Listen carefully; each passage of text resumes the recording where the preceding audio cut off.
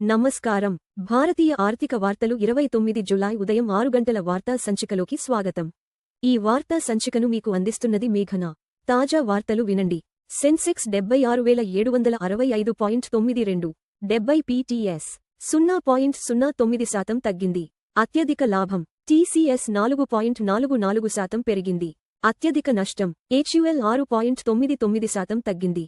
Market అస్థిరత మధ్య crude oil ధరలు బ్యారెల్కు $82 మరియు 78 సెంట్లుకి పెరిగాయి.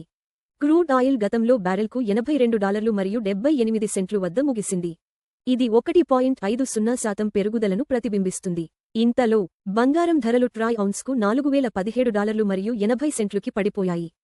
యాపిల్ మార్కెట్ విలువ స్వల్పకాలంలో $5 ట్రిలియన్ల మైలురాయిని అధిగమించింది.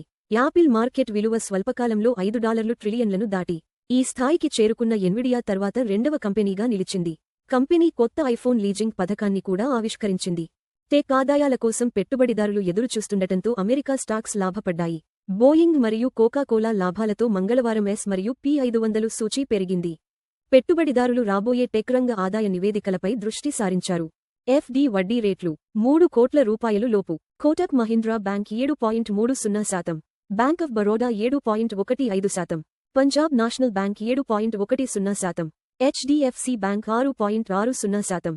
వెండి $57 మరియు 14 సెంట్లు 0.76% ప్రతి ట్రాయ్ ఔన్సుకు.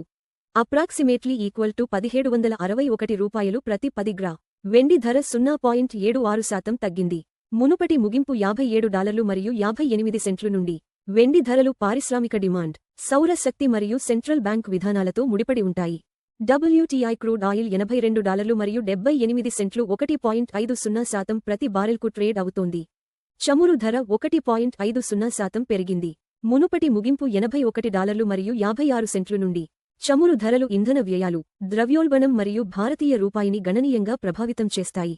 $95.84 0.06% వద్ద భారతీయ రూపాయికి వ్యాపారమవుతోంది.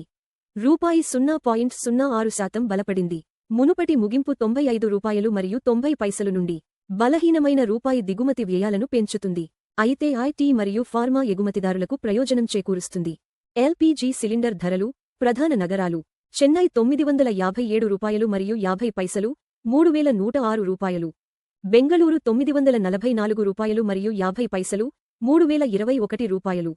హైదరాబాద్ $994, $3,191.